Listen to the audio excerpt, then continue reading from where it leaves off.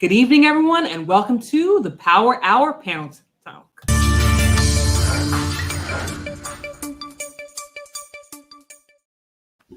So good evening, everyone, and welcome to the Power Hour panel talk. I almost didn't get to talk when I first did it.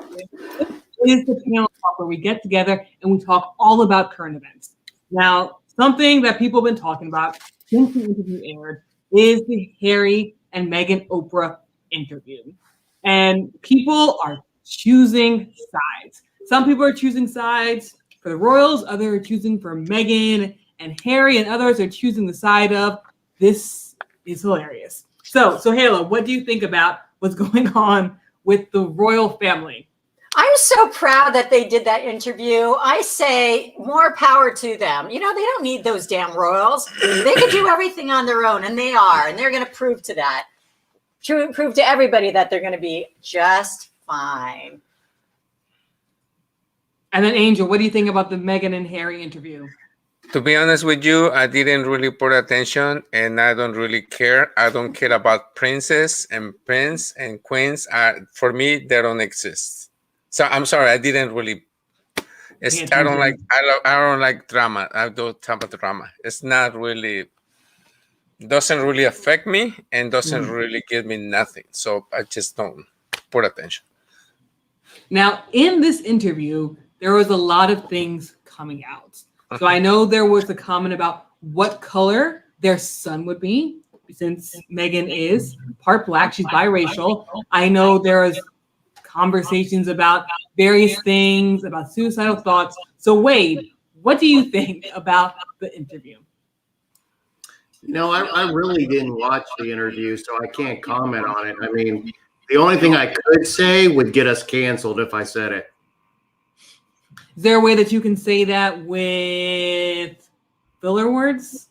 Sure. If given a choice between watching the interview between the royals who have millions of dollars and a millionaire talking about oppression, I would rather sandpaper the asshole of an alligator in a phone booth.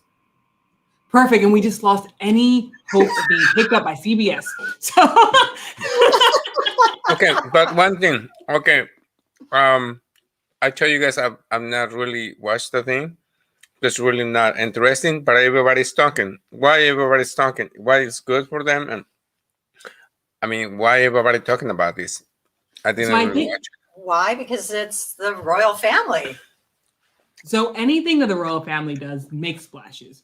But I think the thing about this situation and the one clip that I've seen played over and over again is with the royal family, there's someone in the royal family who stated, oh, I wonder what color the baby would be. And they're saying that whoever made this comment about what skin color Archie would be, they're saying that it's a racist comment and the way that it came out and the connotation behind what they were saying.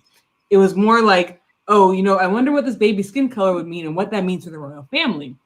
And I think because of that, it did bring in more attention. Now, Sohaila, I know you have the numbers. How many people watched this interview? 17 million viewers.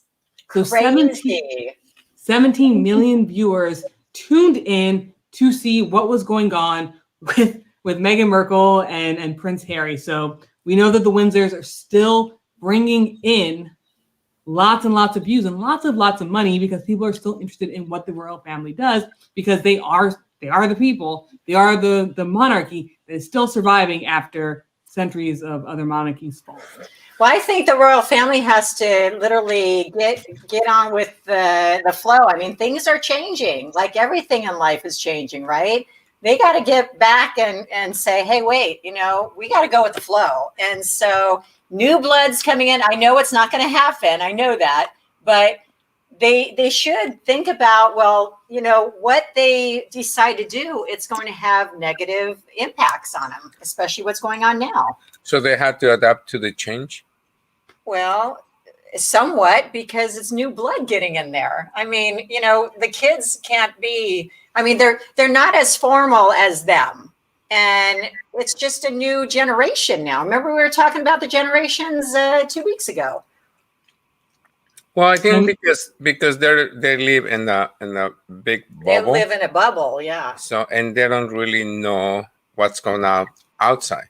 Mm-hmm. But to be honest, they're not special to. I mean, maybe they're special because they're the kings, But for me, they're not special to me. They're just a simple people. But hey, to me, I don't think it's a new blood. I don't think it's not difference. I think what makes you feel more important is how much money you have, what companies you have. That's make me have a better life. But I think everybody is different. Doesn't matter if you're black, you're Mexican, brown or white. I think everybody's the same. It's just the colors of the skin. To me, it's no difference. I completely disagree. All right, let me explain to you what this really is. This is a son and a daughter who got angry with their mother-in-law. This is The Bachelor on steroids. That's all this is. This is pure sick entertainment that people just want to be involved in the dirt. They don't really care who it is. Mm-hmm. All right. This is some dirt going on. We got a daughter-in-law that don't agree with the mother-in-law, and they're going at it. This is a TV show. You mean the grandmother or whatever? All I know is whenever the princes go to the strip club, they got to stare at their grandmother, the queen's face, on some money they put in between some strippers' ass cheeks. But either way, it's a sitcom, is what it is. People are drawn to drama. Yeah, what's a stripper club? It's the place that Sohaila keeps you from going. Yes. So, well, it's a different church. Big dinner deals. Check it out. So, guys, something that is really, really important that is coming that we have been talking about. We have been talking about this for a while now. And it's something that is on the minds of every American. And it's rather popular. And even though it's popular amongst the American people, there are some people who aren't for it for whatever reasons. We know that Democrats have put forth this stimulus package and it's about to pass.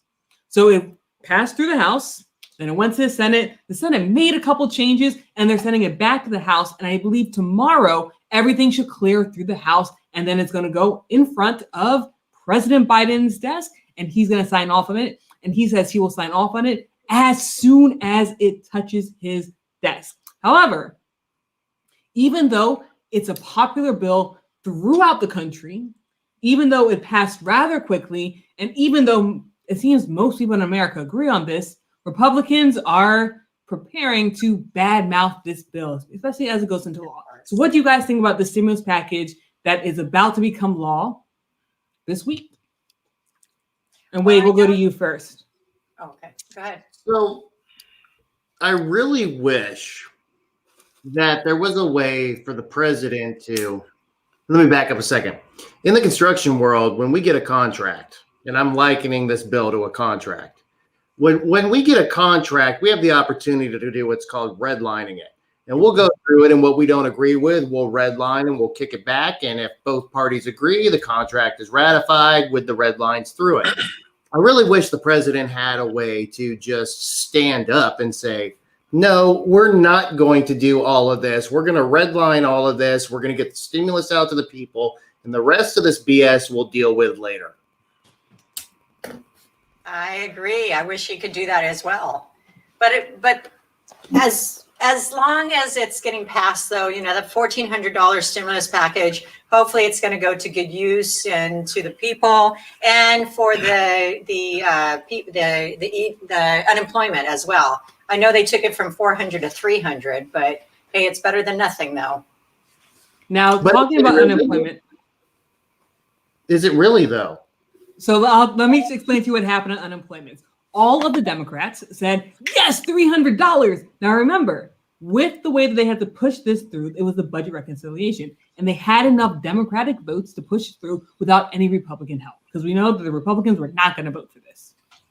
So when they were getting ready to push it through, there was one Democrat who was like, buddy, I don't want the $400. And they needed that vote. So in order to get this through, they had a meeting. I believe it was like 9 hours that they sat and they debated this. And they said that for this bill to pass through with all the Democrats, They took the unemployment, that extra unemployment, and took it from $400 and they knocked it down to $300 to ensure that all Democrats would sign this bill. However, they did make this one change. And the change that they made was that could benefit people who are on unemployment. The change that they made was that I believe it's the first $10,000 that you get in unemployment and the federal unemployment is not taxable by the feds. So they're not forcing people to pay taxes on that first $10,000. So that's what happened with unemployment. But the bill was originally $400 extra and they knocked it down. Correct. And I think it's going to go until September, I think. But, you have to realize, though, I mean, people really need that. And I really like the fact that they put a cap on it as well for people that makes over, up until 75,000 that they're going to get. Oh, no, that's actually the 1,400. That's the 1,400. No, you're right. That's the 1,400, right. No, but, even for people, for instance, I'm adjunct faculty at Palomar College. I don't make much, I'm not full-time. And so I haven't had a class for a long time, right? And being adjunct faculty and part-time, you don't make much, meaning it's not full-time money. So it really helps people that are, part-time or people that don't even have any jobs at all. So. Well, for me, everybody's equal, okay? And I don't think everybody needs the money. Right. There is a lot of contractors. But before you say that, I want to be clear on what you mean. So you have people who are unemployment, because that was a big part of this bill, is ensuring that people continue to have unemployment. So could you explain to us what you mean by that you think everyone's equal? Could you? Well, everybody needs the money. Everybody, of course, we need the money, but not when I'm trying to say everybody is equal, is because if you're going to give something to one person, you have to give it to everybody, but not everybody need it. Because sometimes some contractors, they make $100,000, $200,000, but of course they have bills, and this but they're money. Working though. Yeah, but there is a lot of people. There is a lot of people that are claiming unemployment. And sometimes a lot of people, they're rich. They don't really need the money, I mean, $300 or $400, even at $2,000, it's not going to really help them. The people that really need this is, for example, the people that are being renting. They're behind on rent of restaurants, buildings. That's the people they need to give more. Of course. This is separate. Kids. Yeah, it's separate. But this is separate. So unemployment, there are several programs in place. The government is putting several programs in place to try and stimulate the economy. So you have unemployment for people who lost their jobs. Because you're talking about restaurants. How about the people who work for the restaurants? They lost their job and they lost income, and many restaurants did shut down. So you have unemployment in place, and that's for people. Then you have people who make below a certain income who are going to get the stimulus check. And again, that's to help the American people. And now you have PPP. Now, today was the last day that there was special priority for sole proprietors for PPP for people who had under, 20 employees? So you have all these programs in place. So it's not just one program that they're focusing on. They're trying to focus on multiple programs in order to ensure that they're hitting every part of the economy and pushing America forward to try and keep them above water. Because yes, businesses need the money. Yes, restaurants need the money. But there are people. Employees need the money though. Employees need the money as well. That's what we're talking about, the unemployment. So Wade, what do you think? You're quiet today about this. He's listening. He's thinking. I really am thinking, because I grew up a different way. I grew up working with my hands, and a lot of people nowadays don't work with their hands. And what I mean by that is, in high school and college, or in high school mostly, people push people to college, towards computers, to things like that. I'm a tradesman. And we have a tradesman shortage. Tradeswoman, tradesman, tradesperson, it doesn't matter. We have a laborer shortage. We have a construction worker shortage. So putting money into unemployment where people can sit at home, to me, doesn't make sense when you could take that same money and reroute it into retraining programs into a skilled trade set. Now, You know, I'm going to. You don't need a college degree. I know plumbers out of school that are making $1,600 to $2,000 a week. That's way better than $300-400 unemployment. I know apprenticeship programs that pay you a quarter of that just for going to school. Yes, but even if they take that money and have people go to school, they still need to put money, have food on the table. They still That's have what to. I'm saying. These apprenticeship programs pay you to go to school. So okay. I'll say this. So I'll say this. With the uncertainty of everything that's happening, I think so. The reason why I think unemployment and this boost in unemployment is important, and the stimulus package does have this boost for unemployment extending until September. I think it's important because it wasn't just, oh man, people were laid off. It was the entire economy shut down. And economists say that this isn't going to recover for years. It may be a good 2 to 4 years before we start seeing like real recovery. Like, of course, things will pick back up. And yes, there are going to be people who switch industries. But right now, when everything shuts down for a year, because the country's pretty much been on pause for an entire year.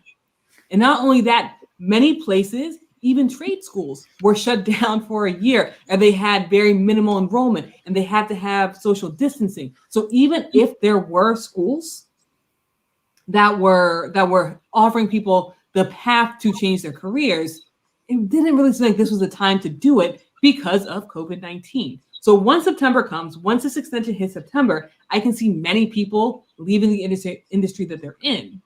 But again, if you already spent hundreds of thousands of dollars for college and a master's degree, I don't see too many people wanting to switch after putting all that money into it as well.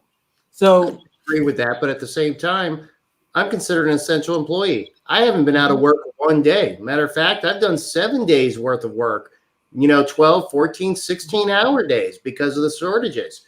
No construction sites have been shut down. They're considered essential. Even laborers, even guys sweeping the floors are working because they're considered essential. So I can't subscribe to that because even our trade schools went digital. So I can't subscribe to that. What I can say is that I agree that a lot of people were laid off, but there's options out there. And to just pay people to continue to sit on their butts, those masters, for example, for lack of a better term. All right. When these businesses open back up, what's the chances of those masters going back to what they were doing before? Or are they going to have to reapply and fight with every other master that's out there to try and get a job? Then do we continue to support them because they want to go back to being whatever they were before? When there is open jobs, there are 200 open jobs at my company right now that we can't fill. 200 jobs that pay way more than unemployment.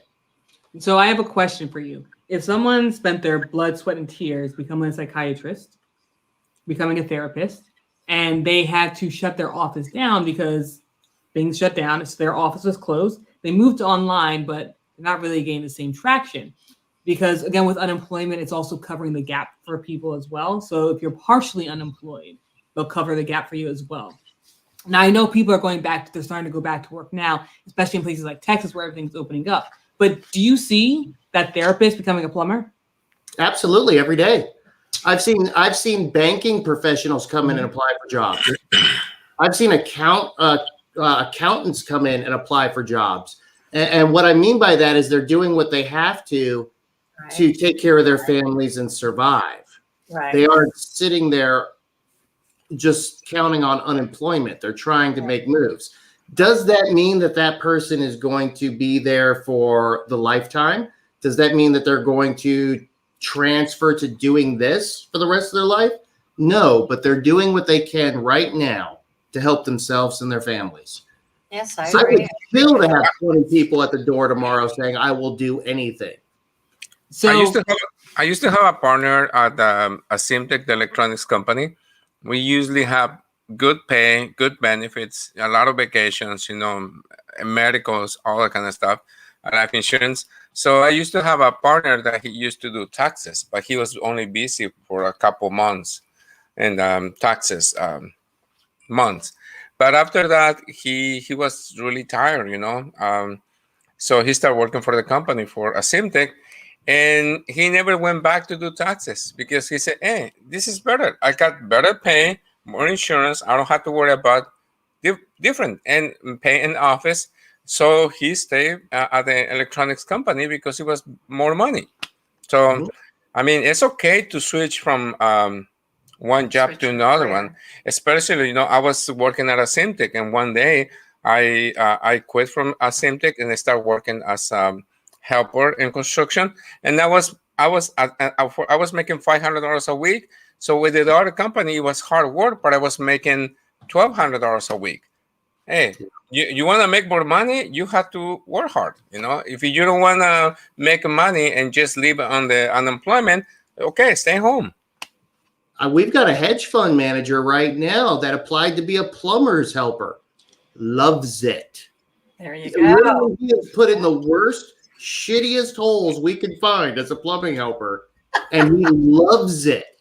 The stress level, he said, is gone. He makes more in a week than he ever did as a hedge fund manager with quotas and people yelling at him and everything else. And by that, I mean he made more money as a hedge fund manager, but his life sucked in comparison. I think what happens is they appreciate it as well. When they do something different, they start liking it. It's like, wow, I really appreciate this. Now that I have something that I really like. 7 a.m. to 3:30, 4 o'clock every day. You got your evenings with your family and your kids and everything else. You're learning to be able to do something. You have a sense of accomplishment at the end of the day because you built, fixed, or repaired something. You went to a little old lady's house that didn't have heating or cooling, and you left and she was warm or cool as needed. You know, these people, when we get them in there, it's amazing the transition. And I'm not saying that, again, I'm not saying that they're all going to be plumbers or HVAC techs or construction techs for the rest of their lives. But right now, there's nothing stopping anybody from applying to any one of the millions of construction companies across the U.S. that are considered essential that are still working. So here's a question for you guys. Do you think that this unemployment plan is the way to go? Again, this unemployment is in the stimulus package, is going to extend it till September. Do you guys believe that this is the plan and this is where the government should go? I'll go ahead and share my opinion first. I tend to wait till the very end. I'm completely okay with this. I'm okay with the $300 a week going to the American people. This is unprecedented time. This is not because a company got laid off. This is not because there's some crisis. This was a global pandemic, and it is taking time for people to get back on their feet. Now, whether people had to quit their jobs because they had to take care of someone who had COVID-19, which is one of the reasons you would qualify for that unemployment benefit from the federal government, or whether someone themselves got sick, or whether the entire industry shut down that they were in, like the restaurant industry. I believe that this is the right way to go. I think it's going to help the American people. And I do think that, yes, some people should go ahead and look for other things as well. But I think unemployment right now is necessary from keeping the country from crashing. Because even if someone is going to jump in and start becoming a plumber, they're going to have to research the program. They're going to find a program and go into it. That there's still bills that need to be paid. There's still food that people need to put on the table. So I think this is fine. I think extending it till September is the right thing to do. And again, there is going to be people who are going to go out there and they're going to grind and they're going to find something to put more money on the table. But I know that's not going to happen to everyone, because if you are a 65-year-old professor who can't go back to work, I don't see you changing anything that late in the game. If you're someone who is very young and you have your heart set on doing something, I understand. Listen, this is something that affected us on a global scale, and I'm okay with it being extended. Again, I'm not for people going on unemployment and trying to stay on as long as they want so they don't have to work. Most people I know who are on unemployment are trying to find ways to make money. It may not be through the trade, but they are trying to find ways to make money. And again, as you're on unemployment, you can tell the unemployment office if you earned income. So let's say that you are self-employed and you earn some income, you can tell them and they'll just adjust the rate. So there are people who are earning income here and there, but they're still on unemployment because it's just not enough and they're not being able to work full time. Correct. So I think this plan is enough because we have an extraordinary amount of people who lost their jobs to something that was completely out of all of our hands, a global pandemic. So enough with me and my soapbox. What do you guys think? No, I totally agree. Again, just because people are still getting the unemployment doesn't mean that people are going to open up their businesses immediately. And there's a lot of people out there that, again, they're open, but they had to lay off on all their employees. They're the only ones that are actually working in their business right now because that's all that they could afford. So yeah, I agree that it should be until September. I'm glad that they push it out till September. Mm-hmm. Well, for me, it's for you, it's for me, it's the way I want to say. If you just don't want to work, stay home and just depend on the unemployment. But there is a lot of entrepreneurs. When you have this mindset that, hey, this has happened to me and probably it's going to happen in the future. Is this situation happened in the past? There's a lot of people that are open business. They're overthinking and say, hey, I had to reinvent myself to create a business. It's a perfect opportunity to It's do a that perfect right now, too. opportunity. A lot of people have. If you're going to be at home just living on the unemployment, that's fine. But you know what? When you're really smart, you have to take advantage of it. You know what? I need to do something with this time. If you only stay home playing video games with your kids, that's something different. And I'm not saying that unemployment isn't needed. Don't get me wrong. I've used it before as a tradesman, and I was grateful it was there. Right. But I am saying that the same thing as Angel's saying. If you're going to sit on your butt at home and do nothing and just milk the unemployment and then complain I need more later, I'm not real happy with you as I'm out there working every single day and there's job openings and I'm working twice as hard. Right.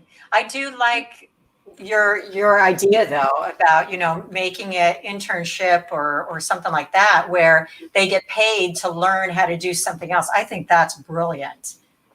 Yeah, I mean, there are so many people that would go for that. So many people. If I paid you the same amount of unemployment versus going to trade school, you would sit on unemployment because it's easier.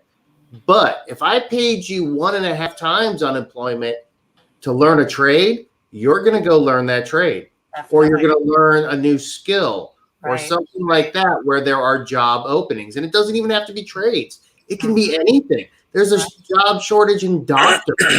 There's plenty of nurses. Nothing against nurses. I'm just saying. There's nurses a dime a dozen. But doctors, there's a shortage of. Yeah. We could actually take this unprecedented global pandemic and change society for the better instead of just giving them $1,400 once every 6 months and $300 a week to sit at home. Right. We could actually change society for the better. But I think it would be harder to actually put together a viable plan that benefited people in the long run and get it through the government than it is just to give people crumbs. And it's been hard enough to give people crumbs. It's true. Yeah. So I know it looks like I'm doing a lot. I'm trying to pull this up. I just downloaded it and I cannot see. We talk and you provide the real information, right? I'm looking. So there's a very, very interesting graph right now. That Mel, are we gonna get paid for this? That's unemployment, Angel. Network.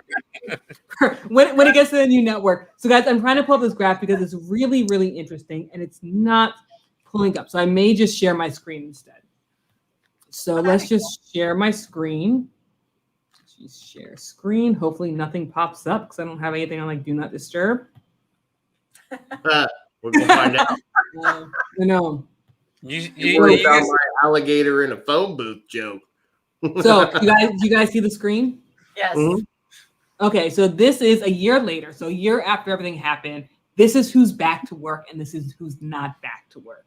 And it's by race, and this just came out a little bit earlier today, and this was done by the New York Times. So we're seeing that the people who lost their jobs the most, like that big dip, is white people. And it looks like white people are the ones who are having a hard time finding their way back to jobs. So I just wanted to put this out there. You guys can look at it as you want. I know it's very interesting. I'll say I think it's interesting because we can see something that I'm pulling from this information is because the majority of people who lost their jobs were white people, and because they're still below kind of where they really were. Do you guys believe that's why more of these stimulus bills are passing and why there is the extent unemployment? Do you think race has a factor to do with it? Because race has a factor to do with everything nowadays. So what do you guys think? Well, the first thing I want to say, I think that graphic is incorrect. I don't think the Mexicans, I think all the Mexicans, they've been working. I don't think that many Mexicans that lose their jobs. I think that your graphic is incorrect. Because it's not. So here's the thing. Let me tell you it's not something Mexicans. about. It's not Mexicans. It's Hispanic people across the country. Yeah. So that's what I'm saying. I'm a Hispanic Mexican. I think that graphic, whatever you got it, is fake. I don't think it's true, and because a lot of women. I know there's a lot of percentage, but I see a lot of women cleaning houses, even working, replacing nurses. There's a lot of women teaching, taking spots of teachers. I don't think that graphic is correct. Well, I'll say this. So I wanted to pull it up again. So this is from the Bureau of Labor Statistics. The data is from the Bureau of Labor Statistics. And I know when you're in Southern California, you see Hispanics as just Mexicans in Southern California. But when you go across the country, right? So in New York, you have a large percentage of Dominicans. You have a large percentage of Puerto Ricans. You have the customer number. You have a large percentage of Cubans. When you go across the globe, it's in Maryland, it's a large percentage of Salvadorians. So it's not just Mexicans in the country. There's actually a large Hispanic population, and there's a large Hispanic population who's just not Mexicans in Southern California. So I do believe that the Bureau of the Bureau of Labor Statistics is kind of has it right. But so Sohaila, what is your thoughts on the graph? Gosh, that's a lot of white people not having jobs. I think we're pretty lazy. Wait. So can you pull that graphic back up? Because I see something completely different. Ooh, let's take a look at this. I like this. So, and to explain this, I need to explain a different story. So in World War II, a lot of the planes that came back, they did a study on, and they found they were trying to figure out how to make the planes stronger so that they wouldn't crash. And as the planes came back, they would mark all of the bullet holes in the fuselage and the wings, things like that. And they created this map. And they said, hey, you know what? In this map, this is where the planes are getting shot that come back. We need to increase the armament in these areas so that the planes that aren't coming back come back. But then they realized that the planes that don't come back are the ones that are getting shot in the areas that the planes that are coming back weren't getting shot in, if that makes sense. So they actually took that map and they increased the armor in the areas that showed that there were no bullet penetrations. And all of a sudden, the survival rate of soldiers and planes went through the roof because it was reverse engineering. All right. So let's take a look at this for a second. All these white people, and I'm actually, I don't know why they have to break it out by race. It should just be people. All right. But I'm going to go with this for a minute. All these white people lost their job. All these white people are in the upper echelons of these companies that got shut down. So, and the Hispanics, the Asians, the blacks are doing more of the, for lack of a better term, menial jobs that still have to be done during the pandemic. So while there was a loss of work for some of them, the bulk of them either didn't lose their work or the bulk of them ended up going back to work because they were those lower grade jobs, if that makes sense. Those blue collar jobs. Yes, the blue collar jobs. So I see an opposite. I see a top heavy difference. I don't see enough of the Hispanics, the Asians, and the blacks going back to work into the same jobs that the whites worked in. And I really wish this graph was set up a different way, because this sounds so bad and it looks so bad. And you can manipulate data in words to say anything you want. I really wish this was set up at a different rate of like corporate level jobs, something like that. I really wish it was like that. Yes, I agree. Two things. I'm guessing. I think whoever designed this graphic, I think it was Asian. Why do you think that? Because they're on the top. Accurate. So here's my next. I know you guys don't like that it's divided by race. I actually like that it's divided by race. I wish I had more graphics to show you, like C-level execs and things like that. But this is the graph that I have right now, and as more graphs come out and more information come out, I'll bring it to you guys. Do you guys believe that the response to stimulus packages to unemployment would have been the same if that graph was inverted? If blacks, Hispanics, and Asians lost their jobs, but it stayed pretty high for white people.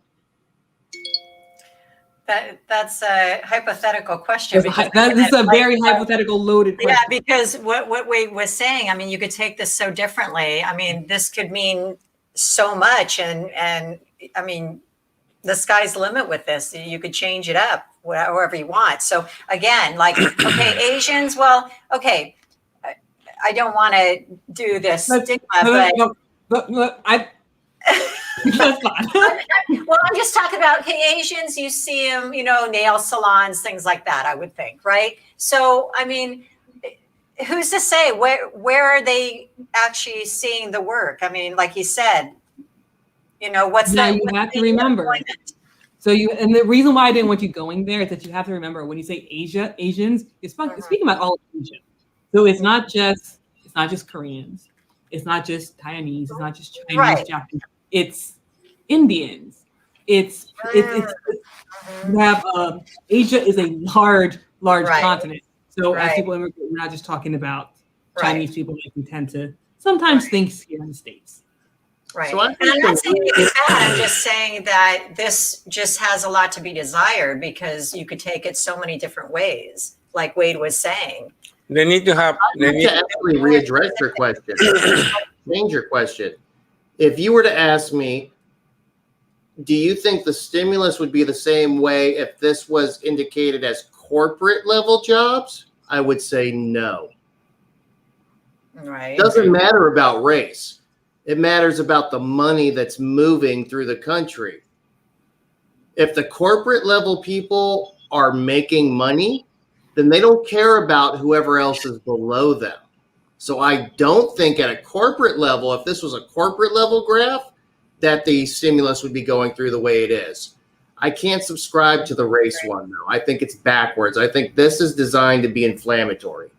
Yeah. So I will say this. I think if the race was inverted, I think it would have been handled differently.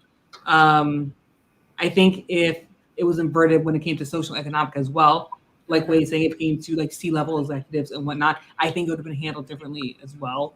I just think right now, the people who lost their jobs became the perfect storm for all these packages to come out as well. Okay, and that is enough about unemployment. I did not know we were going to get in this. This unemployment, which stemmed from the stimulus, actually took longer than what it was supposed to. So we'll jump into probably going to be the last one, because this is going to take a long time as well. And we've been saying that we want to talk about it, but since Angel has not been here, we have not spoken about it.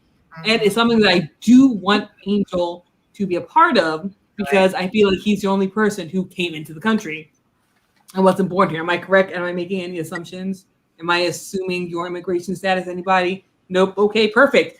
Anyway, so immigration in America. And this is going to be a very loaded one. Wait. Is that really a thing, assuming immigration status? I was like, is that the new thing? Come on. Then this is Okay. just let me be a millennial, okay? All right, Gosh. okay. Angel's having chili right now.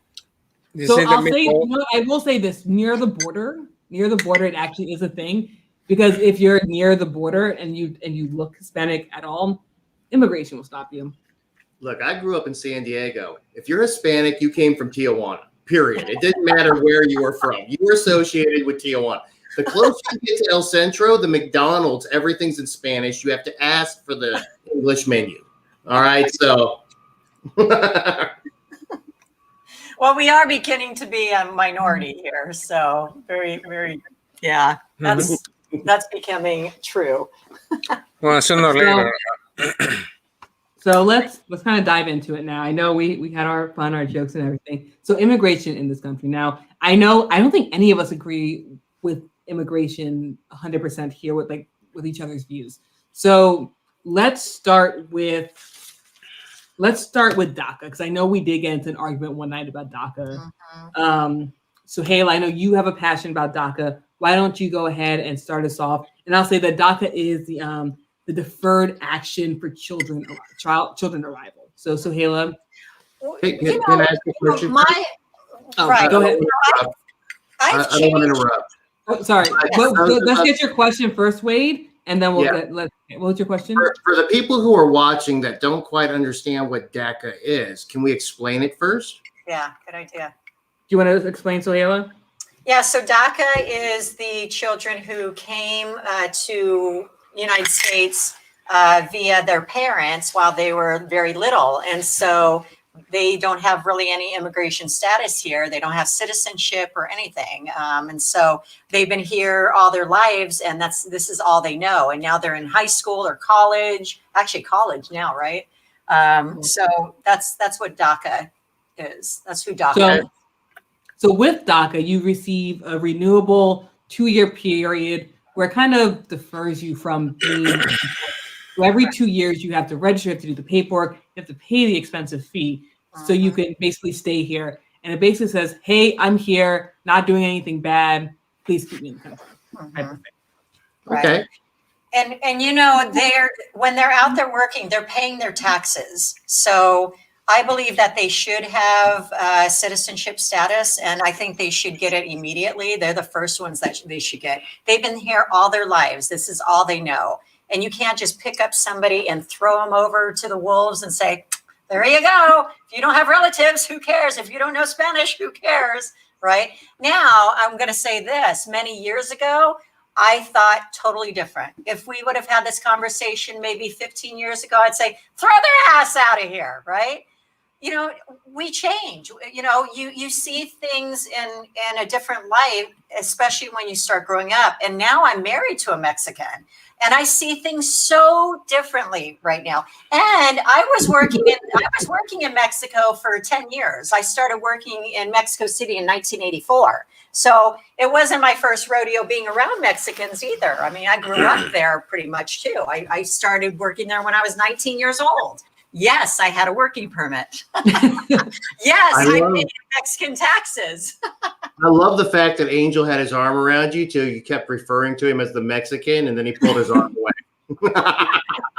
Yeah. So Wade, let me hear what you think first, and then we'll go to Angel. So in terms of DACA, because I know we're gonna go piece by piece. Yeah. So in terms of DACA, what are your thoughts on DACA? I don't believe that any child that was brought here as a child has a inherent bad bone in their body. They didn't get up one day and say, you know what, I'm going to do something illegal. And really, that's what it comes down to, in my opinion.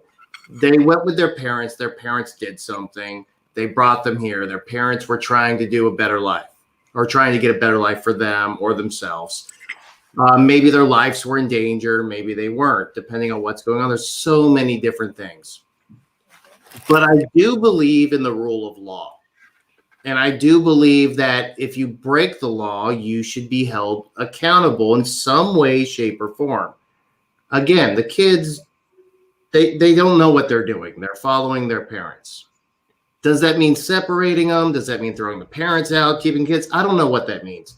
But I do know that you can't just say it's okay to break the law for one certain section of people or one activity that's going on and then say you can't break the law somewhere else. It's just unenforceable at that point. And what I mean by that is I've known plenty of guys in the military that were deported after their military service. They went to war. All right. These people, and so you have a set of parents with kids across the border trying to get a better life. Let's assume their life isn't in danger. They're just trying to come to the US. All right. I've got buddies that went to war, that had bullets flying around them, that saw people die, that defended the United States of America, that were expelled. Why should I let you stay? I agree. And you know, I believe that as soon as they get, the opted in to be in the military, that's exactly when they should get their citizenship also immediately. Because I have the same problem. I have some friends that, served in the military and they're not even citizens here and they can't get it. They're having a hard time. I said, this is bullshit. That's Right. bullshit. And the running joke right now is to give up your citizenship, denounce the citizenship, fly to Mexico, go to the border fence, hop over the border fence back into the U.S. and you set for life. That's the running joke right now. Wow. All right. That's sad. So in the case of DACA, I have a really hard time quantifying that because even just recently, as yesterday, a news report came out here in Virginia that Fort Lee, one of our Army bases, is on the list of bases that could receive up to 117,000 immigrant unaccompanied minors. Wow. So, and that's a direct result of Biden wiping Trump's immediately expel act or whatever that was. Someone jumps the border fence, they're immediately tossed back, for lack of a better term. I mean, I know there's more to it than that, but at its simplest term. So now people are ramping up to come back over to try and get back into the U.S. So we have to physically make plans for all of these people. Not only do we have to physically make plans for these unaccompanied minors, which I'm assuming would fall under DACA, we now have to say, okay, you've made it here. We're going to ship you by bus, plane, boat, whatever the case is, 2,000 miles inland to a Virginia base on the in the mid-Atlantic. That to me I cannot quantify or that it just doesn't make sense to me. I can't put it together. I agree. Well, getting back to DACA real quick, I want to really say this too. Even though they're DACA, you have to remember that their parents, maybe they did start, something. Maybe they did hire attorneys to go and get citizenship for themselves. Many people I know have tried, but guess what? They got screwed by those attorneys too. So, I applied for a loan. Does that mean I can go rob a bank? I'm not saying that. I'm not saying that at all. I'm saying that they paid attorneys. They went to court. They did everything right, but their attorneys didn't show up. So what are they supposed to do? They did everything right by the book. And So they got screwed by these attorneys. At that point. There should be a protection for them at that point. I agree. They followed the process. Exactly. We put it in their butt. We should protect them at that point. Does that mean they can come to the U.S. and live legally? No. That means we could be taking that lawyer and dragging him to court by his ears and saying, why didn't you do what you were supposed to do? I agree. But there were so many attorneys out there that were doing this to Mexicans, and the Mexicans didn't know. They didn't know Not just any the better. Mexicans, to everybody. Well, Everybody. immigrants. To everyone, especially in LA, there is a lot of fraud. A lot of people who they submit the applications, but they're not attorneys. They're just like But they why give are advice. they sending the applications in Mexico or Canada or Europe? Why are we complaining about the people that are already here submitting their applications and getting screwed. Do you understand where that comes from? So I want to. So this brings up a great point. So when we talk about immigration, I know there's two camps, right? So we're talking about immigration where people coming in, and then we have immigration where people are already here. Now let's break it down to people who are already here. Since we did start with DACA, let's go to people who are already here. There are many people who are here, and we'll talk about Venezuela in a second because I know that's going to be a big topic as well. So there are people who are already here, who want to work, who want to take care of their family. They are already here. Some of them may be on DACA. Some of them may be hiding because they don't want to be deported. Do you guys believe that the people who are here, for the people who maybe came a year ago, the people who came 20 years ago, the people who are in this country now, do you guys believe across the board, as long as they're not doing anything illegal, they should have a path to citizenship? Or Yes. okay, there's Sohaila. 150% yes. So I'll let everyone answer, and then I'll go to the next part of the question. Wait. On my side, I think these kids when you grow up or when you're born, you're not breaking the law. Whoever is breaking the law is your parents. So but if you grow up here and you don't know if you're making a mistake, so I think if you're gonna be equal, or if everybody has deserves to have rights, I think just to finish the high school with the good grades, I think to me I think you're part of this country. If you speak the language, if you grow up here, I think that should make you a citizen. Because unless you're like a criminal, if you do something illegal, I think, if someone comes to my house and kick my trash can, you think I'm gonna be happy? No, you're not following my rules in my house, so you don't deserve to be in this house. So I'm gonna kick you out of my house. Why? Because you're not following the rules. So as a parent, you have to tell your kids, you live in different country. We have to respect our laws in this country. I'm not gonna say Mexico is better country than U.S., but you know what? But if I'm gonna live in different house, I have to follow the rules. I need to respect the country. I love my country, but you know what? But I live in a different country, and I need to respect those laws. So I think everybody should deserve to be a citizen or have legal documents, because you're increasing the economy. There is a lot of teenagers, a lot of kids that grew up here. They're working in the farms, they're working in the restaurants, they're working in the constructions. They're helping the economy to this. I don't know why the government take many years to fix this problem, and the problem is not fixed yet. I don't know why they make their life so difficult. Let's say I have a helper. I just found him on the street. See, to me, he is like a homeless. He was holding a sign, and he say, "Anything help." So as soon as I stop, I say, "Hey, you would like to work with me?" And he said, "Yeah, perfect. Okay." So the point is here: if I give him the opportunity to work with me, and then if I know that I'm gonna give him a driver license, he's gonna be able to help me more. Why? Because he's gonna pay insurance, he's gonna pay taxes, he's gonna help the economy. When you give a documents and you make legal a person, you have to think this person is gonna help you more. If you have a helper and I say, you know what, you're gonna help me, but you don't have access to go into this closet. You don't have access to go in my garage. You don't have access to all this. You know what? It's going to be hard on me because I had to do all this by myself. But if I give him the authority, or if I give him the permission to do many things, it's going to do it, and it's going to be better for me. It's going to simplify my life. So what he's saying is, when you do have all this immigration status, you give them citizenship. It's going to help the economy. It's going to help the country.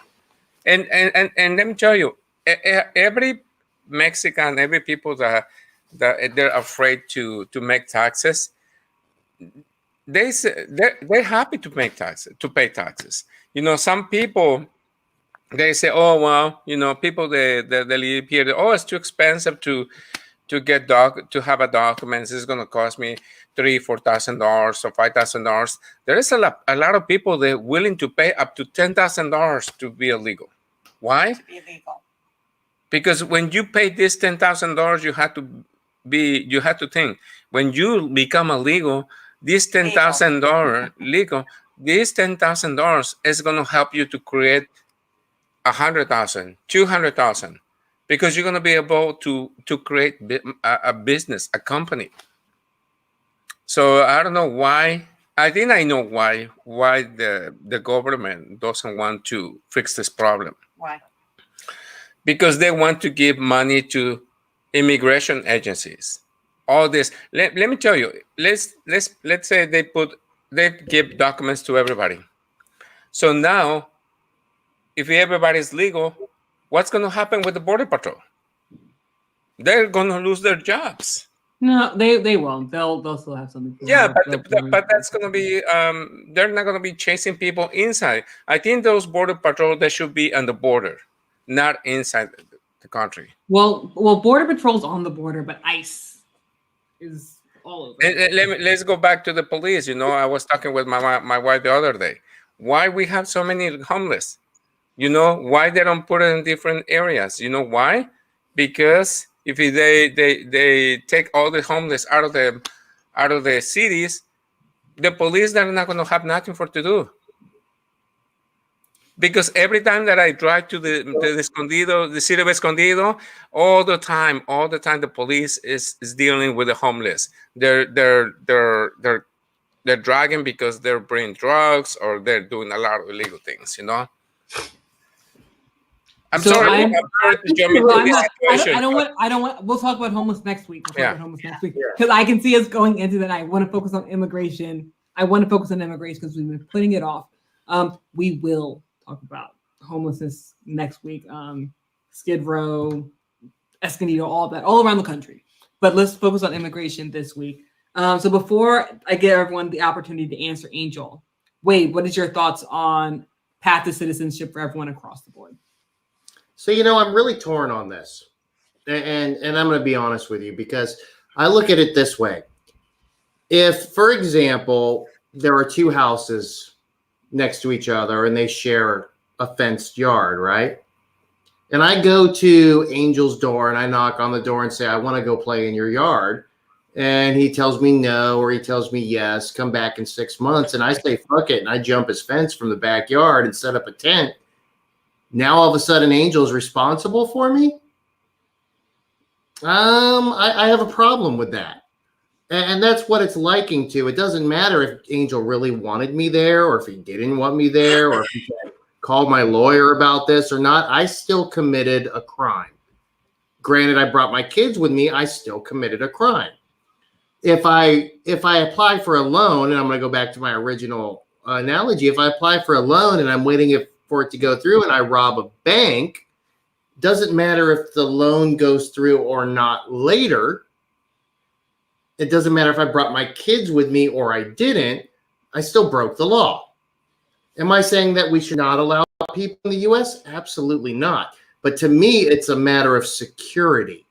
Because when we allow these people to, and it doesn't matter these people, I'm not singling out anybody. It doesn't matter. Yeah, it doesn't matter to me where you come from. It could be Europe, it could be Africa, it could be Mexico, it could be Canada. I don't care where you come from.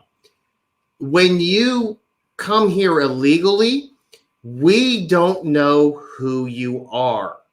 We don't know what your intentions are. And I would not put it past some organizations to bring their kids with them. To try and throw the American services off of who they are and what their goal is. Am I saying that all immigrants that come here illegal are terrorists? No. Am I saying that we need to know who's coming here and why? Absolutely. It's a matter of security. And I can give you an example of it because I actually researched this one. You ready for this? So in the EU, here's a perfect example. In the European Union, which is an island, all right, they found that out of everybody that came there illegally, there were 4,000 terrorists supposedly that came there. So do you mean the EU or the UK? The EU. I'm sorry, is like, I'm sorry, the UK. They determined that out of those, ISIS put 4,000 sleepers in there illegally or legally through their processes. They didn't even come illegally. They came through the processes. So they have 4,000 potential terrorists in the UK. How many in the US that come illegally? And I'm not just saying ISIS, I'm saying anybody. So we need to protect our borders. It doesn't matter if it's from Canada. It doesn't matter if it's from Mexico. We need to enforce a proper either physical or metaphysical wall so that we know who these people are with or without kids. You know, there's a lot of illegals that are here that do a lot of damage, meaning, you know, they'll drunk driving and kills people. And I mean, I've seen it many times that has like 6, 7 DUIs or something and killing so many people, and they get thrown out of here. But guess what? They get right back in. If they were illegal, though, guess what? We could have threw the book at them right then and there. And let me mention, I'm going to mention something. The illegal. I'm going to mention something very quick. I just want to tell you guys too. I mean, I know I'm agree with Wade, you know, and even with my wife and everybody. But immigration is like the top of the iceberg. Okay, you guys don't really see the problem here. Okay, immigration is not the whole problem. Well, what's the problem? Immigration topic came through AMLO, the Mexican president, to Biden, because you know Mexico is not allowed is fighting with the U.S. with a lot of different things because U.S. has been taking advantage for many years in Mexico. And when Biden said he wants to fix these issues with Mexico, AMLO, the president, he said, okay, let's have a deal. And we're going to negotiate. We're going to put everything on the table. But I want you, the first thing I want from U.S., I want you guys to legalize all the illegal immigrants in U.S. Doesn't matter if it's Latino, Mexican. That's why my priority.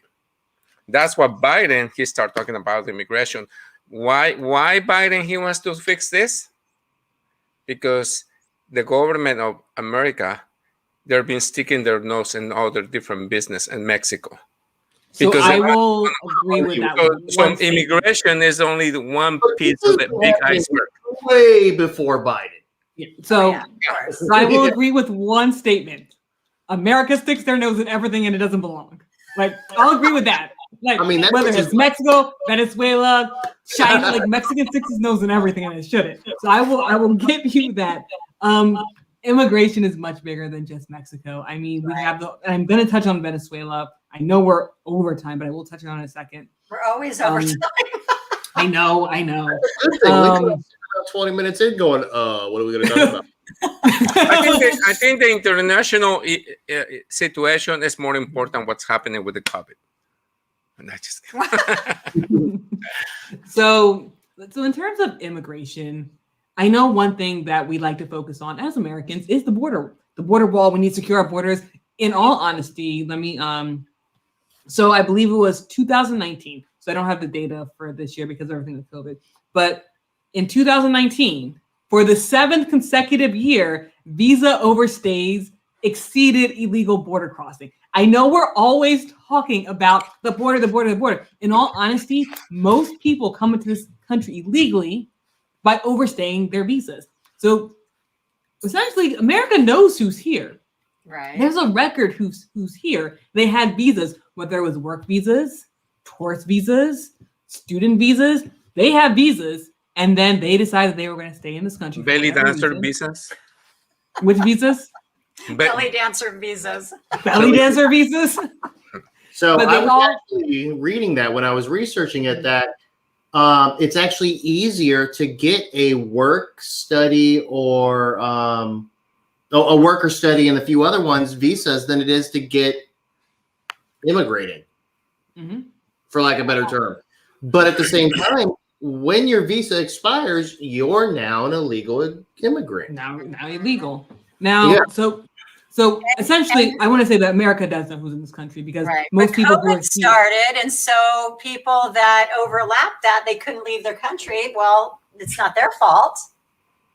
Well, that's a different story. If you That's leave it. Like, citizenship, if your country goes under, like Tom Hanks' character in the airport, that's a completely different scenario. All right. Right. like, so that's what I was saying. Like with the I can't even bring you the data for 2002. Yeah. Like it's just COVID. It was COVID. Right. There are people who are here because they just could. Right. They're. I mean, look at me. I was in America and I got stuck on the East Coast because I was there when everything shut down. Right. Every single one of my flights were canceled. Right. So one of the most important things that I'm agree with Wade. He said, yes, America has to secure the borders. Okay. That's exactly what Mexico is doing. They want to secure their borders. Why? That's why they kick FBI. That's why they kick the DEA out of the DA. Why? Because all these special agents that always come to Mexico, we notify the government and always bring weapons without telling the government. That's why Mexico wants to do the same thing. They want to protect their borders. And I think that's a good. That's what I was telling you. The immigration is only the top of the big iceberg. So They should fix this long time ago. I got to do it. I got to do it because we run an aggressive community. I got to do it. All right. I'm so sorry, Angel. I hope we're friends after. But 3 years ago, the Mexican police had their guns removed from them and they were given slingshots because they were so corrupt. They had to police the Mexican army.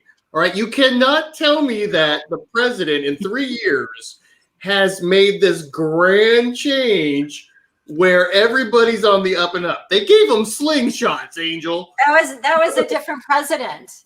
He's talking about now with AMLO and AMLO. And guess what? Where do you think those weapons came from? Oh, they came from the U.S. We sold them to them. Everything, all weapons come from the U.S. in the West. See, in the New World, everything comes from America. And those weapons comes to Mexico for free. Yeah, that's why all these people are down there because your police have slingshots. So, guys, before I do want to touch on Venezuela. I know we're talking about it, but since we're on the topic of immigration, so Venezuelans in the United States. Now, remember, you guys all remember what's happening in Venezuela: complete economic turmoil. There is no food. There's no money. There's no nothing in Venezuela. Maduro's completely. But they have oil. oil. A better world. Yeah, I'm not. But with heavy sanctions from the United States and other countries. So Venezuela is in a horrible, horrible situation right now. So many people fled once there was that economic turmoil. And now Venezuelans in the United States have now just been granted protective status. So now they can go ahead and apply for protective status, and it will keep them in here legally for 18 months. I don't know what the path is going to be afterwards, whether they'll have a path to citizenship, but they are protected within the United States once they apply for protective status, and they'll have that protection for 18 months. Now, what are your thoughts about that, about countries who are granted protective status because of the craziness going on in their country? First thing As we know, I want to say this. The U.S. is doing this because they want to take advantage of the Venezuela kids. Okay, take advantage of that. Why? Why they want to keep it legally here? Why? Because they want to invest time and money with them. because in the future, these kids, they're going to grow up and they're going to be considered like Americans. And that's the way the U.S. controls the countries. So you don't think it's because there's no food, Maduro's No, still at the election, because- he's becoming authoritative? No, because Venezuela is so rich that they have a lot of oil, and just U.S. trying to manipulate them. Let me tell you something. Another two good examples. Home Depot is creating kids workshops. Why? Because these kids in the future, they're going to be their clients. Why Apple's giving iPads to the schools? Why? Because these kids, when they grow up, they're going to buy Apple products. It's exactly what this country is doing. You give why they treat this Venezuela kids different than other ones that the ones they keep it in cages. So I will say this: because the Venezuelan economic turmoil just happened. It's like a global crisis. Like everyone in the globe is looking at Venezuela. So the Venezuelan president Maduro went ahead, had the election. He rigged the election and is basically not allowing the person who should be the true president to step in. He's tanking the country. There is literally no food. It's not just certain neighborhoods are poor. The entire country is suffering because there's no food. There's a complete shortage. It's not just like, oh, there's no food in this grocery store. There's an absolute food shortage in Venezuela. And many Venezuelans fled because, one, they're either going to be persecuted for speaking up against Maduro, or there's just no food and no security. Well, and that's so why doesn't the United States just put military in there like we do in the Middle East? Because they what's can. the difference? Because they can. It's not our problem. That's the thing. So America is always sending military somewhere. That's we need to what stop I'm doing saying. that. We have to let this different. Why aren't they sending military because in you there? know what? You know who's going to it? back up Venezuela? China and Russia. So that's true on that point. But at the end of the day, Americans are always sticking their nose in things that they don't belong in. And this is not a path for the American military. Now, what we're doing as a country, Trump did this. So essentially, Trump put these sanctions in place. Biden is saying he wants to keep the sanctions in place. He may change some of them so it affects more of the government and not the people. But everyone's pretty much in agreement that, listen, if you're going to do this craziness, we're not going to bring the military in because this is not an American crisis, but we're going to put sanctions in place to make life harder for you. Okay, so why didn't he say that when he put military in Syria and Iraq and all the rest of the Middle East? So what's the difference here? One thing I want to say, we destabilized the Middle East. I want to say something. You know what? Don't mess around with Venezuela. Why? Why? Because China and Russia, they're going to protect Venezuela. If you guys don't, like people say, you know what? Don't mess with my people. Be careful. Because if you don't want to be in trouble, don't mess with them. So U.S. they have to be careful in this. They need to stop sticking their nose in every single country. Why he's in Venezuela? Because Venezuela has a lot of oil. But we're not in Venezuela. We're staying out of it.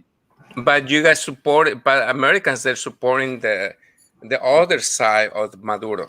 So they're just saying that they recognize him as the president. So most countries will say who they recognize as president. They're saying they don't recognize Maduro. Now again, we don't have to agree. I just want to make sure that it's the other countries, they should not care or not. Whatever happens in that country, it has to be in that country. You know, when Biden wins, Mexico didn't get involved with Biden. Mexico, they don't have the right to say a word if Donald Trump was the president or if Clinton was the president. Why? So I'll give you another example. And they're not. So I'll give you. I'm going to ask you this question. I'm going to go to Wade. I want to see what Wade thinks. So let's say that a country goes and shoots its own citizen, like the government goes and just like shoots its own citizens. Countries may not get involved militarily, but they may say, listen, we don't like what you're doing, so we're going to put sanctions on you. Basically, it just stops them from like doing business with that country. So they're saying, hey, we don't like it, but again, they're not stepping in and really interfering. And that's what sanctions does. It's more on an economic level rather than a military level. And then Wade, what is your thoughts? So I don't know much about what's going on out there. So while everybody was talking, I was researching on the web, and this is going to sound really bad because I am so pro-American, but I actually went out to the BBC to get the true story because it doesn't swing left or right. It's for the most part what it is. And I was reading this, and the way I understand this is that there was a presidential election. The election, the president did not like the results of the election, and somebody said, you know what, I'm going to be president no matter what. So the U.S. said, the U.S., not just the U.S., it says more than 50 countries recognize Mr. Guaido. I'm going to screw his name up. Yeah. Mr. Guaido as the rightful president, but the Venezuelan military, a key player in the country, has been loyal to Mr. Maduro or whatever it is. Maduro, yeah. Regardless. So what the world did, not just Trump, but what the world did was impose these sanctions on them and said, you're not going to get goods and materials, and what you can get is going to be so extremely costly. We're going to make this painful for you because you're supposed to be a free country with an election, and you just toss that out the window. So instead of going to war, we're going to try and make this painful for you. And because of that, because the sanctions have caused that the world put on Venezuela, lack of food, the economy crashing, things like that, the U.S. has said, okay, anybody that's here, we're going to go ahead and give you a path to citizenship. Your country's fucked up. We're real sorry about it. You know, we didn't start this, but we're going to end it, and we're going to give you a path to citizenship. And we don't know what that path is, but this path is going to give us 18 months to figure it out. That's what I'm reading right now in just a few minutes and disseminating. And I don't have an issue with that. You know, if let's say that Trump never left the White House, all right? Regardless of who you believe won or who you didn't believe won, or if it was rigged or if it wasn't, regardless, let's just say he said, fuck it, I'm not leaving. All right? I would expect the rest of the world to clamp down on us and say, this isn't right. And because we have citizens of yours across the rest of the world, we're going to offer them refuge. So I don't see a problem with this. Perfect. I think you perfectly explained it. Yes. Yeah. Perfect. So Angel, do you still agree that it's about the oil? I mean, do you still disagree and think that it's just about the oil? Or do you think what he say is right. But you know what? Let me tell you. If you have interest on money or steal something, you're gonna be in that place all the time. Why he's not in Africa? Why who's not in America? Why he's not? America is. You know. Why he's on top of the oil? You know, for example, like Mexico now they have the lithium project. You know, the U.S. wants to take advantage of Sonora because that's the biggest place for lithium, and for the future, lithium is going to be better than oil. Is it the American government or is it American businesses? Because there is a clear separation. Businesses are going to come in and try and take what they can. So you have to say, consumers, we're going to grab everything we can. So you have to be. So when you're saying Americans, is it the American government that's coming in? Government. Yeah, the Americans are really friendly, you know, but the government is the one that, you know. I feel so sad for the other countries, you know. I know America is a great country. The people is great, you know, and I think it's good when you have discussion without offending anybody, because you know, social media is a great platform to give the freedom to speech, but unfortunately the government is different. It's the opposite. Okay, so I think we're gonna wait. Do you have any last thoughts because we are now 19 minutes and 8 seconds over. So I actually and I wanted to get your opinion on this because, you know, I try not to go left, I try not to go right, I try and stay in the middle. Because I don't have a political either way. Because I've never leaned that way, and I'm just getting into this. But I found Britannica has what's called procon.org. And they are nonpartisan. They don't care. And they just pose a question and they allow people to give pros and they allow people to give cons. And I find that this helps me a lot understand and stay in the middle of where people are. And immigration, for example, does illegal immigration pose a terrorist threat to the United States? They went through and they found the pros and the cons and listed them out with the resources, and they put them in a column, left and right. So you have both sides of the information and the ability to research it further on your own. So I really like that. Perfect. I like that. I like that as well. Procon.org. Yeah, procon.org. Nice. Procon.org. Yeah. Okay. Good. It's in Spanish, right? I'm not sure. So guys, this has been another Power Hour panel talk. I know that we went over, so thank you to everyone who continued to listen in. And we did not put the share your comments on here tonight. So sorry, you guys could still write in. We'll still comment back. But thank you guys so much for tuning in. You know, we may not all agree on everything, and a lot of times we don't agree on anything. But it's very important for us to continue having these conversations, not just amongst ourselves, with all of you guys as well. Your opinion matters, and everyone on this broadcast opinion matters also. And we come together, even though we have different views, different opinions about what's going on current event-wise, we come together and talk about it because we have to keep the lines of dialogue open, and we have to continue talking about this. Too many times we see in this country and around the world, it's either you're with me or you're against me. You have to believe exactly what I believe, or you're my enemy, and that is not where we are. As you can tell, there's a lot of things we do not agree on. We continue to have the conversations, and we want you guys to join in with the conversations as well. So thank you to everyone who tuned in tonight. This is the Power Hour Panel Talk. And if you like current events, check out my show every single Monday through Thursday at 9:35, and that is Live with Mel, where I talk all about current events, and I joined you guys to write in and talk with me about it as well. And then to my, I don't even know what side that is on your screen. So Wade. So we have Carrie's Soldier Girl Coffee. The virtual launch is this Saturday. So if you haven't signed up for it, please do at sgcoffee.co. We're giving away some awesome stuff, a year of combat boxes, a basket of her coffee. So there's a year at Smoke and Bacon and the premium membership, all sorts of stuff. And you get to meet the owners of Soldier Girl Coffee, Carrie Beavers. It's really, really going to be an awesome event. And I encourage everybody to join in. I was signing up right now. Right. I want to taste your coffee. It sounds delicious. Yum. I want that year of premium membership to smoke bacon. It comes with Mexican bread, or I don't know. I don't know. Saturday night. Saturday, yeah. Check it out Saturday. Okay. Yeah, and we'll watch. We'll register. And didn't I register last week? I don't know. Did you? I thought I did. So.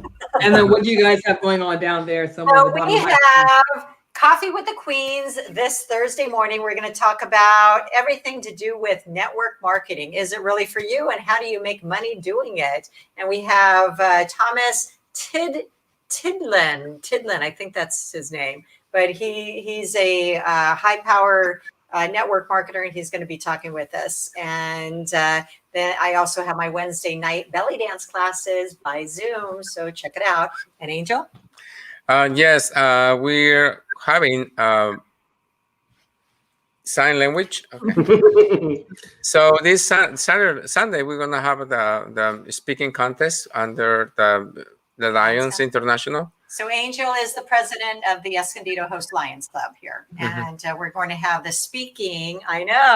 speaker competition, yearly speaker competition this Saturday. And hopefully our person wins and moves up. If you guys would like to join us, come, Mel. Escondido here. Yeah. Is it digital? 2 p.m. on Sunday. No, it's in person? In person. Yeah. in person, in the studio. We don't charge to get in. We charge to get out. at the place. So I guess I'm not leaving. Everybody's come in, but you got to pay to leave. I like that. I like that model. so yeah. So when we have 3 judges, which is Luisa Hendersman, Griselda Beck, and Regina. I'm sorry, I forgot their last name, but yes. So this is going to be for high school students. Yeah. So please come and join. We're trying to have some tacos, and if it is possible, we would like to raise some money. So if someone wants to donate, Do a silent auctions or something, let us know. Cool. Yeah. If you want to donate a free membership, wait.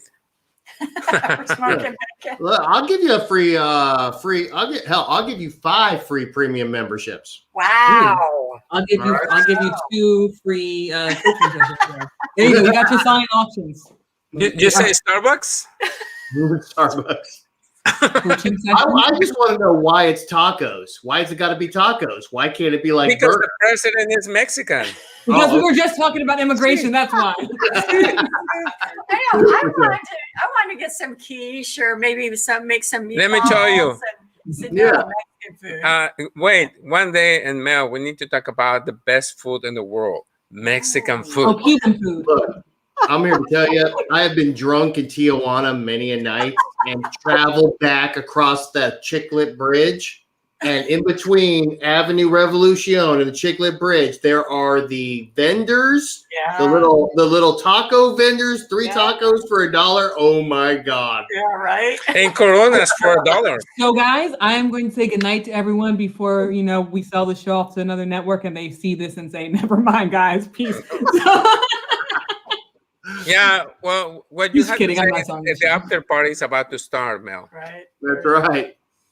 So, guys, I'm not selling this another show because this show should never be censored. So, guys, have a good evening, and I will see everyone tomorrow morning, bright and early for Live with Mel, but next week for the Power Hour panel talk. Have a good night, guys. Good night.